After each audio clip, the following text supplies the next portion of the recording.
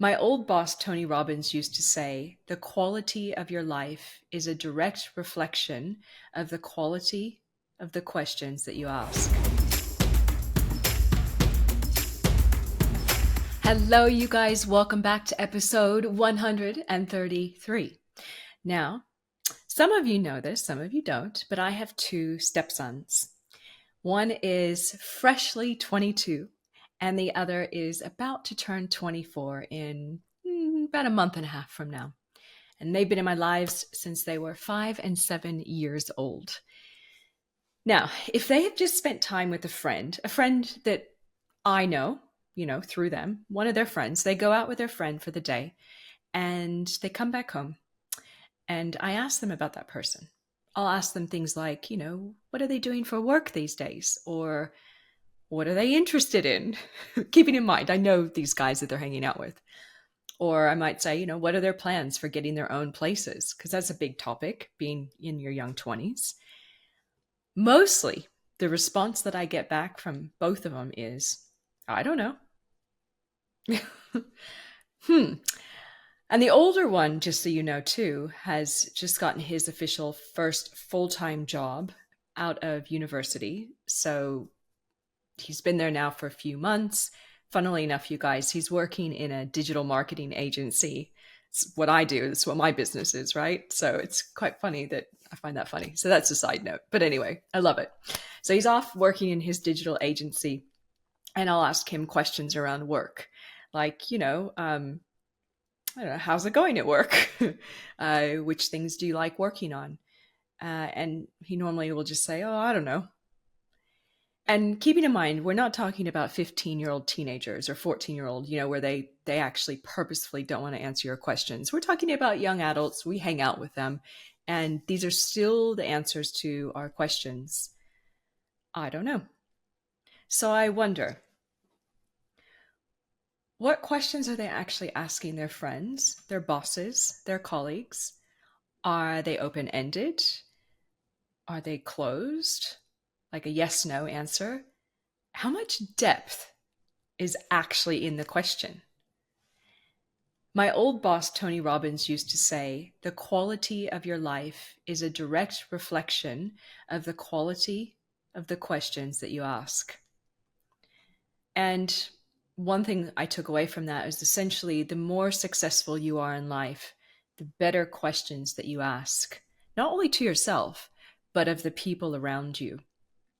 And this is making way, way, way more sense to me, as it often does to those of us with children in our lives, as we see past behaviors that we might have had delivered in nice little packages called children. But it sort of fascinated me when the answer is I don't know, around kind of profound, important things and moments in life. So if you don't, or if you want to know something, I should say, if you want to know something, do not be scared to ask the question, and ask it in different ways until you actually get the answer. Because we know, we're all wired differently as human beings. And sometimes you might ask a question and the person doesn't get it or doesn't give you the answer that you need or understand. So ask the question again in different ways until you genuinely feel that you have the answer. When I teach about digital marketing, so, I speak all the time on the topic. I teach at the University of Sydney's Center for Continuing Education. I do, obviously, sometimes episodes in this podcast. When I teach about digital marketing, you guys, I purposefully don't use jargon. I know all the jargon, like, all the acronyms like ROAS and CPC, and I could just rattle off loads of marketing jargon.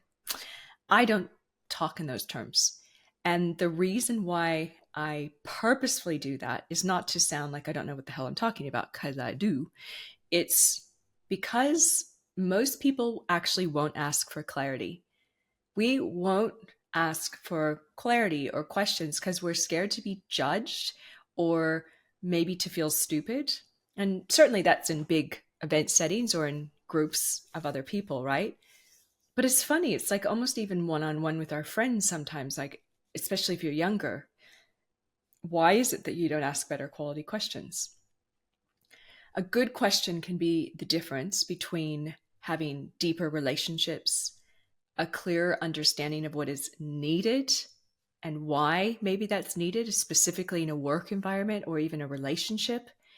An understanding of different perspectives, so important to have those deeper level questions with people that are different than you. Or more importantly, it will help you know if you should trust what you hear or if you should not. And I think that's another thing that we as a human population are especially younger people are getting hooked into is going on social media and going, oh yeah, just because they said it, it must be true, without asking deeper level questions to ourselves or just even researching, why has this been said? Where does it come from? Is it accurate? Who's this person, credentials and qualities, and why should I trust them? And what do you do when given the answer to the questions that you ask? Always focus on understanding rather than judgment. I think that's one thing I've learned by traveling. I think I've been to 35 countries at this point. One thing I've learned from people is that when you ask a question, immediately don't turn into judgmental crazy person. Just listen, and try and understand the answer and how it's coming from them and their perspective. And remember, there is power in the questions that you ask yourself too. Instead of, why is every day so stressful? And you're in your brain spinning that around in circles in your brain. Maybe try to ask yourself the question, what can I do to make my days more enjoyable? So there's my little episode on the power of your questions that's come from me from my recent conversations with 20-year-olds that say, I don't know. But seriously, I think we all can improve our line of questioning to ourselves and to others, to think better, to think deeper on what we're actually working on. And hopefully, whether you have a kid in your life or not, this will help you ask better quality questions. Talk to you guys next time. Thanks as always for tuning in. Bye bye.